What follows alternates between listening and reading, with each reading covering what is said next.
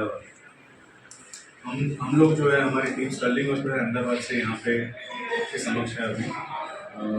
जोधपुर में हम ओपीडी सेवाएं दे रहे हैं हर माह के सेकंड शनिवार, हर महीने के सेकंड शनिवार को ये हॉस्पिटल में हमारी ओपीडी सेवाएं रहती हैं। हम तीनों जो है अलग अलग स्पेशलिटी से हैं। लेकिन मेरी बात करूँ तो यूरोलॉजी यानी कि किडनी, प्रोस्टेट या फिर उसकी जो भी समस्याएं हैं पेशाब से रिलेटेड या किडनी से रिलेटेड, उन सबकी समस्याओं का ट्रीटमेंट हमारे अंडर में होता है। यहाँ पे जो ओपीडी है वो महीने में एक बार है, लेकिन स्टर्लिंग हॉस्पिटल में round the clock full fledged urology department functional है, जहाँ पे हम स्टोन, प्रोस्टेट, ये सब जो कॉमन समस्याएं हैं उनकी आधुनिक सारवार यानी कि लेज़र से ट्रीटमेंट, जो कि RIS बोलते हैं स्टोन के लिए और प्रोस्टेट के लिए बोले, ये दोनों लेटेस्ट ट्रीटमेंट है। दोनों ट्रीटमेंट में पेशेंट की बॉडी पे एक भी सिलाई या चीरा नहीं आता है और कंप्लीट क्लियरेंस, मतलब स्टोन पूरा निकाल सके या प्रोस्टेट पूरा निकाल सके, उस तरीके की सर्जरी रहती है। पेशेंट भी जनरली 1 या 2 दिन में घर जा सकता है। अपनी जो पहली हेल्थ में थे वैसे ही पूरी फुल हेल्थ में जा सकते हैं। ऐसा नहीं कि सर्जरी के बाद उनकी हेल्थ खराब हो जाए और फिर थोड़ा टाइम तक वैसे खराब रहे। और तीसरी बात यह है कि कैंसर सर्जरीज, किडनी और प्रोस्टेट, उनकी कैंसर सर्जरीज हम लोग वहाँ पे लेप्रोस्कोपी और रोबोटिक दोनों से करते हैं। रोबोटिक सर्जरी जो कि इसमें लेटेस्ट है, उसका फ़ायदा पेशेंट को ये रहता है कि 4 से 5 दिनों के अंदर पेशेंट पूरा ही अपने आप अपने पैरों पे चलता हुआ घर जा सकता है, कैंसर से फ्री हो। अर्ली स्टेज ऑफ डिसीज में ये सर्जरी बहुत ही उपयोगी है और पेशेंट को ज़्यादा अच्छा रिजल्ट देती है। सो ये मेरा ब्रीफ था कि इतनी तो सर्जरी जो है यूरोलॉजी सेक्शन में हम लोग ऑफर करते हैं। अंडाशय या फिर पेट के अंदर आँत के रोग या अन्न नली का रोग, फेफड़े का रोग, ये सब के कैंसर में सर्जरी सबसे इम्पोर्टेंट रोल, सर्जरी का रोल सबसे महत्वपूर्ण है। स्टर्लिंग कैंसर में हम ये सब सॉलिड ऑर्गन्स के लिए सर्जरी की सुविधाएं उपलब्ध है। सर्जरी में भी अभी काफ़ी सारे एडवांसेस हुए हैं, उसमें एक है रोबोटिक सर्जरीज और लेज़र सर्जरीज, ये सब हम स्टर्लिंग कैंसर के अंदर उपलब्ध है। साथ में जैसे बताया गया वैसे कैंसर का अर्ली बहुत जल्दी निदान होने के लिए जो डायग्नोस्टिक प्रोसीजर्स है, स्क्रीनिंग प्रोसीजर्स है, ये सब भी यहाँ पे स्टर्लिंग में उपलब्ध है। और साथ में रेडियोथेरेपी और कीमोथेरेपी की सुविधाएं सब हमारे यहाँ पे उपलब्ध है। इससे क्या होता है कि पूरा पेशेंट को कॉम्प्रिहेंसिव जो बोले पहले से लेकर अंत तक जो ट्रीटमेंट की सुविधा चाहिए वो एक ही जगह पे हो सकती है। दूसरी बात करें ये सब सुविधाएं हमारे यहाँ पे RGHS के अंदर उपलब्ध है। आपने जोधपुर चुना है, जैसे आपके जोधपुर, ये हमारा एक प्रयास ये भी था कि हम भी पेशेंट के पास तक पहुँचे। दूसरा ये रहता है कि हम तक जो पेशेंट पहुँचते हैं वो मान लीजिए 1 या 2% है जिनको अवेयरनेस है। ज़्यादातर पेशेंट्स को क्या होता है कि ये सुविधाएं होती है या फिर कि स्टोन है या प्रोस्टेट है, इसके लिए इससे बेटर ट्रीटमेंट अवेलेबल है वो पता नहीं होता। तो वो जो ट्रीटमेंट ले रहे हैं उससे ज़्यादा बेटर ट्रीटमेंट वो पा सकते हैं। उसके लिए हम अवेयरनेस भी कराना चाहते हैं कि हमारे यहाँ पे ये अवेलेबल है, you can get it in affordable rate. दूसरी चीज़ है कि पेशेंट्स ऑलरेडी जोधपुर से हमारे पास काफ़ी आ रहे हैं, सो क्या होता है उनको फॉलो अप में हर टाइम आना पड़ता है। तो 1 माह की इधर OPD है तो ट्रीटमेंट वहाँ देते हैं, फॉलो अप में हम इधर ही उनको कर देते हैं, तो उनसे उनको अच्छा रहता है। वो दूसरी बात की जो काउंसलिंग है, फर्स्ट कंसल्टेशन, वो सब यहाँ पे हो जाता है, तो उनको भी आगे आने की गाइड कैसे प्रिपेयर करके आना हो वो सब मिल सकता है।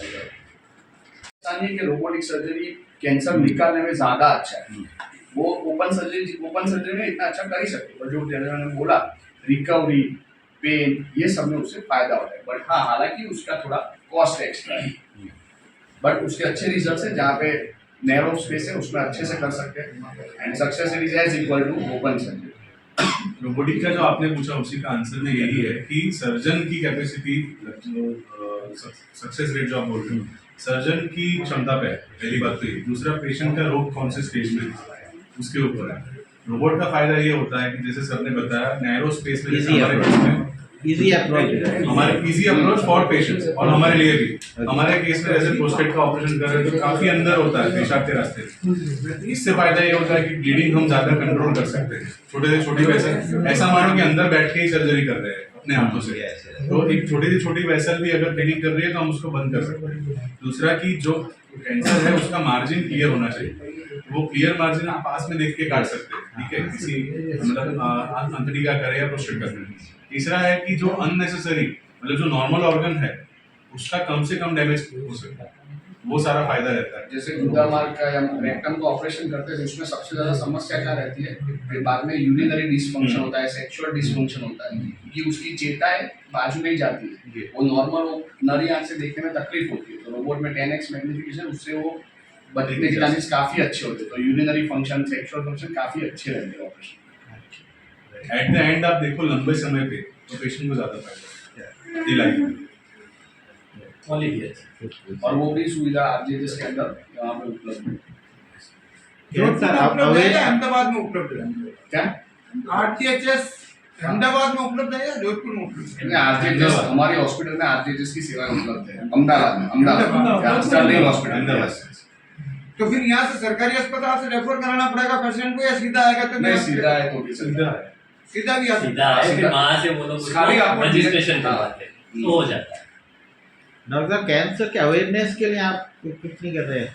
आप कर रहे हैं, डेफिनेटली कर रहे हैं, ताकि जैसे मैं मेरे डिपार्टमेंट की बात करूं, प्रोस्टेट कैंसर सबसे कॉमन है पुरुषों में, तो उसके लिए हम क्या करते हैं कि जितना जैसे ही पुरुष की एज 50 ईयर्स से ज़्यादा होती है इंडिया में, फॉरेन में तो 45 ईयर्स है, उसके बाद प्रोस्टेट का कैंसर स्क्रीनिंग टेस्ट करते हैं PSA।